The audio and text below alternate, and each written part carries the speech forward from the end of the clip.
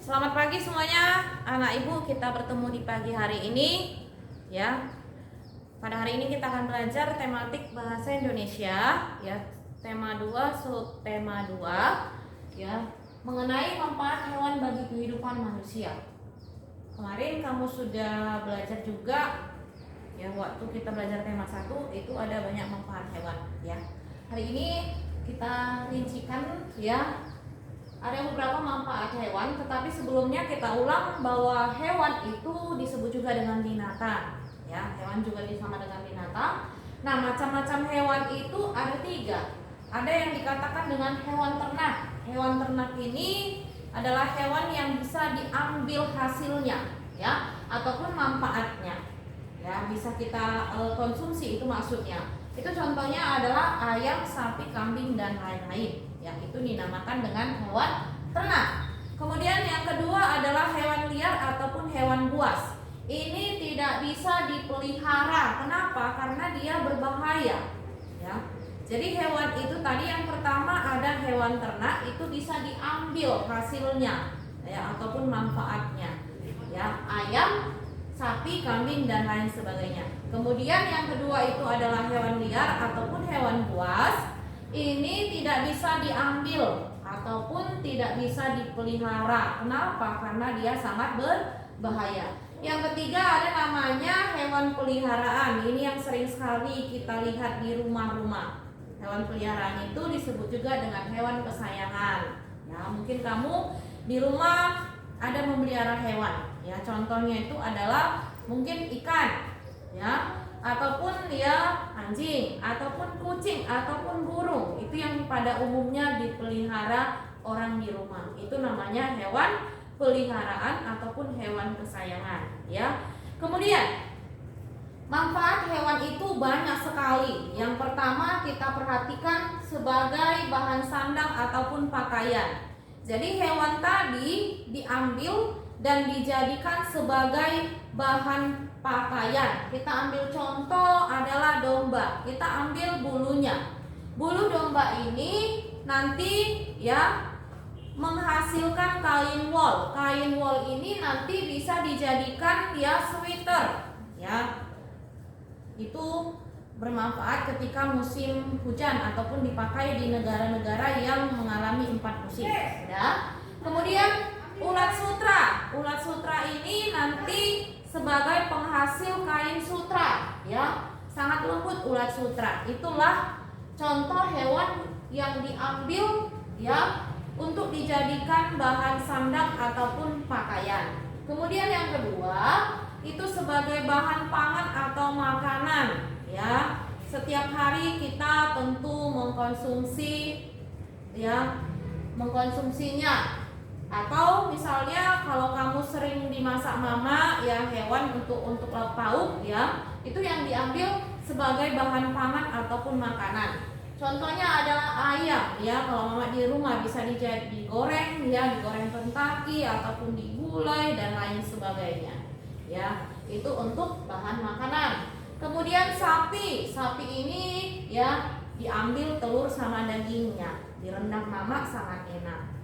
Kemudian yang ketiga contohnya adalah kambing. Kambing juga demikian ya, diambil susu dan dagingnya. Itu diambil digunakan sebagai bahan makanan ya ataupun bahan sandang. Sebagai bahan pangan. Ya, kalau sandang tadi pakaian, makanan adalah pangan.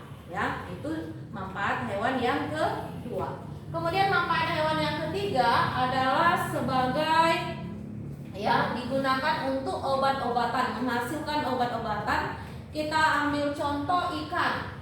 Ikan ini ya menghasilkan minyak ikan. Minyak ikan ini bermanfaat sebagai suplemen.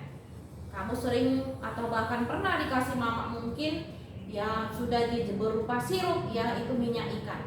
Ya, baik, sangat baik untuk kamu, untuk kita semuanya. Ya.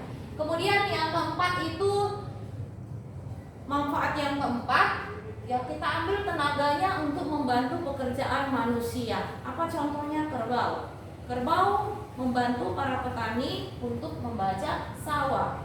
Kalaupun sekarang sudah ada traktor ya, tetapi dia masih ada yang menggunakan kerbau untuk membajak sawah. Yang kelima itu sebagai alat transportasi. Kalau dulu ya, sebelum ada kendaraan yang seperti sekarang, kendaraan bermotor, alat transportasi itu digunakan adalah hewan.